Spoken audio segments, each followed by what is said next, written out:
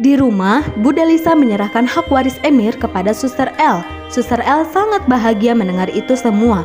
Ibu ini pun langsung mengatur pemindahan resmi hak waris Emir kepada Suster L. Laras membuat rencana baru untuk memeras Osman. Ia mengirim salinan video yang ia miliki kepada Osman. Laras melanjutkan akan memeras Osman lagi. Osman dengan konyolnya marah dan mengatakan, "Dari mana video ini? Lucu kan?"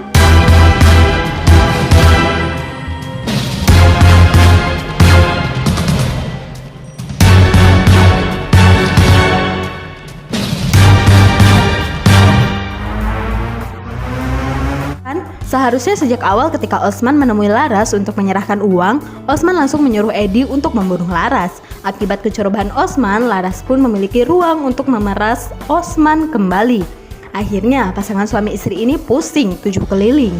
Felix mencegat ojol yang mengantarkan Suster L. Ia memaksa Suster L turun dari ojol tersebut dan mengusir ojol tersebut. Akibatnya L pun menurut untuk diantarkan oleh Felix ke rumah Pak Benny. Di depan rumah, Manda dan Depan sedang mengobrol ketika Suster L dan Felix datang.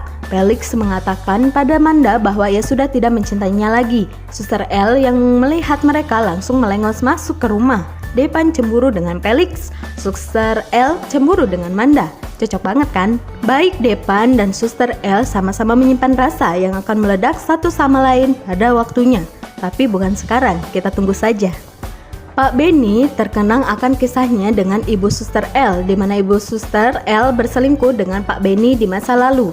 Pak Benny yang cemburu dengan suami sah Ibu Suster L pun gelap mata dan mengajak ayah dan Ibu Suster L adu kambing. Di mana suami istri di dalam mobil menghindari tabrakan tersebut yang mengakibatkan suami istri tersebut menabrak pohon dan tewas. Namun cerita yang sampai ke Suster L adalah bahwa orang tuanya disalib oleh mobil yang mengakibatkan kecelakaan.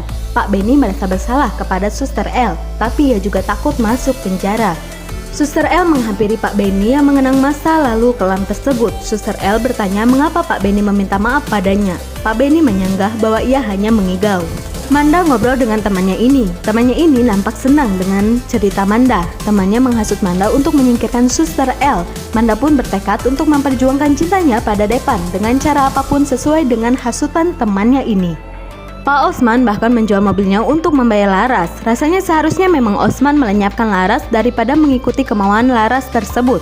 Karena lama-kelamaan sebelum ambisi Osman untuk kaya raya terwujud, ia malah nanti bangkrut duluan. Di rumah sakit, Depan dengan setelan dokter lengkap dengan stetoskop yang dikalungkan menemui Suster L yang juga memakai pakaian perawat namun tanpa celana. Padahal perawat lain pakai celana semua. Mungkin ini ciri khas Suster L, atau ini sengaja dibuat untuk menandai kalau ada perawat tanpa celana maka itu adalah Suster L. Jika kita perhatikan, Suster L selalu tampil tanpa celana. Depan mengajak Suster L berbicara. Depan menanyakan tentang masa lalu Suster L, namun Suster L tidak mau menjawab. Depan melanjutkan bahwa ia masih mencintai Suster L sampai saat ini. Suster L masih menimbang-nimbang untuk bercerita pada Depan karena kemungkinan ayahnya Depan terlibat dalam masa lalunya. Edi ngerem mendadak dan mengagetkan Osman. Ternyata Laras sedang berkeliaran dengan santai di jalanan. Di sana juga kebetulan ternyata ada Bunda Lisa. Benar-benar kebetulan yang luar biasa. Seharusnya ini keberuntungan untuk Osman karena bisa menangkap 2 ikan dengan 1 jaring. Namun sayangnya Edi tersangkut sabuk pengaman. Akhirnya jaring Osman jebol dan 2 ikan tersebut lepas.